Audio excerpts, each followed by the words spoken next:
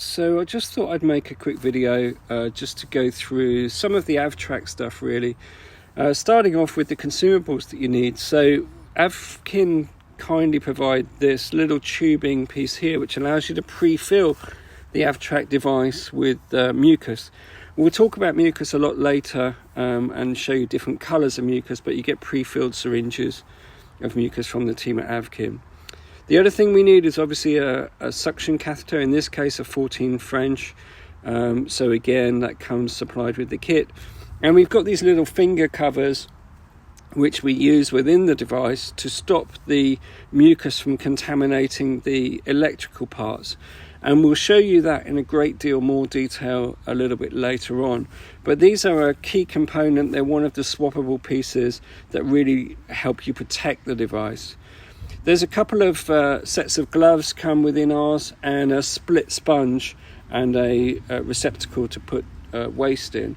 So as I go through making these little videos really for our team, just so that we're familiar with how the kit works, we're not trying to do anything complicated. We're just literally showing you what stuff looks like and how it works. AVKin supply different colours of mucus, so you can have a dark green or a yellow, or you can have clear, so again that's quite useful.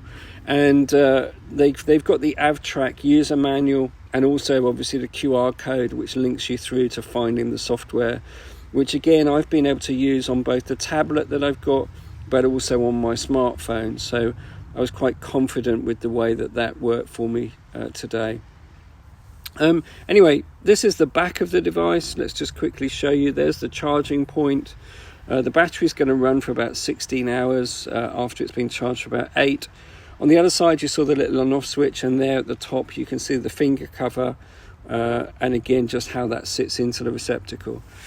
We've got a couple of sensors built into the device, and we've also got this little buzzer which is situated just here on the strap, so that if rough suctioning takes place either at the level of the neck or lower down at the level of the carina, then the sensor gets triggered and the standardized or simulated patient knows to act appropriately, exhibiting signs of pain or coughing or something of that nature. So again, the fact that there are these sensors built in is really important to us. I'm going to turn the device on now, and again just let you see how it works. So flicking the on-off switch, there's the wearable chest plate. I'm connecting it through, in this case, to my Samsung tablet, and you can see that using Bluetooth we've connected. And one of the important features of this is obviously the recognition that you need to go in and suction. So we've got breath sounds that we can set for both the tops of the lungs or the bottom of the lungs, and we can adjust the volume upwards or downwards. So here we go. I'm just connecting just the top of the lungs, and I'm choosing in this case to have coarse crackles at a volume of 3. And again, I've been listening to this both with a stethoscope and without, and at level 3 you can actually hear it without the stethoscope, but I'm able to set either a left lung or both lungs consolidation. So again, really happy with the way that I'm able to hear those lung sounds as we play with the system a little bit more. Let's have a look at the sensors.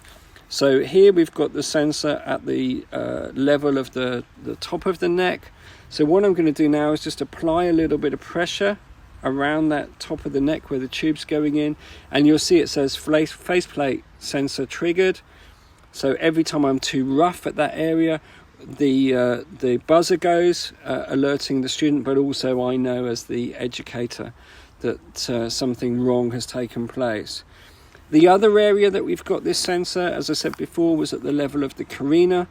So now I'm just going to suction a little bit too deep and a little bit too forcefully. So here we go with my suction catheter, and you should see the alarm come up to say that I'm actually suctioning the level of the carina a little bit too rough. Let's have a look at how that works. Here we go. So again, feeding the suction catheter down now. There you go, I've gone too deep, and hopefully you saw the carina sensor triggered alarm. So the device works just as we'd hoped, straight out of the box, very straightforward to set up.